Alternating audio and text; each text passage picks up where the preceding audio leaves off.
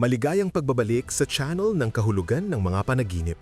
Ngayon, ating kukunan ng pansin ang isang napaka-espesyal na simbolo, ang panaginip tungkol sa fotografiya at pagkuha ng larawan. Kapag nahanap mo ang iyong sarili sa likod ng lente sa iyong panaginip, sinusubukan ng iyong subconscious na i-freeze ang isang sandali o damdamin upang masuri ito ng mas malapitan. Sa wika ng mga panaginip, ang kamera ay kumakatawan sa iyong perspektiba at ang iyong kakayahang mag-focus sa mga partikular na detalye ng iyong buhay. Ang pagkuha ng larawan ay nagmumungkahi ng pagnanais na mapanatili ang isang alaala, ngunit maaari rin itong magpahiwatig na ikaw ay kumikilos bilang isang tagamasid sa halip na isang kalahok sa iyong sariling buhay.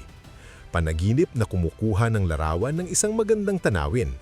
Nakunan mo ang isang perpektong paglubog ng araw o isang bundok. Kinakatawan nito ng isang panahon ng kapayapaan. Ipinapahiwatig nito na sa wakas ay nakakahanap ka na ng kagandahan at kahulugan sa iyong kasalukuyang mga kalagayan at nais mong hawakan ang estado ng isip na ito.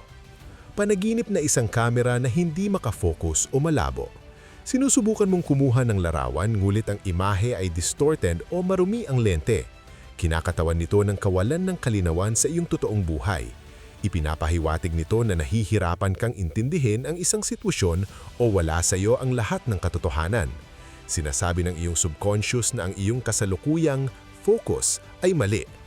Panaginip na kumukuha ng larawan ng isang taong ayaw magpakuha. Kumukuha ka ng mga larawan ng isang taong nagtatago o nagagalit. Ito ay sumisimbolo sa issue ng boundaries.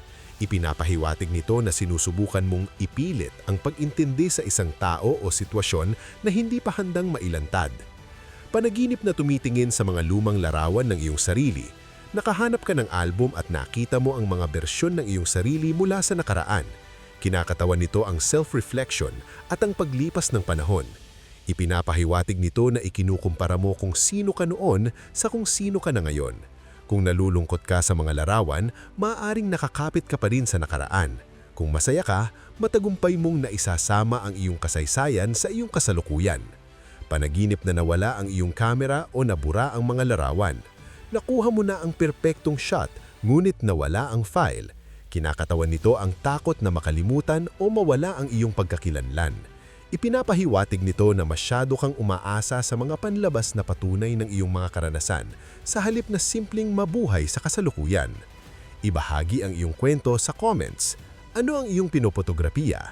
I-like ang video, mag-subscribe at patuloy nating unawain ang ating isipan.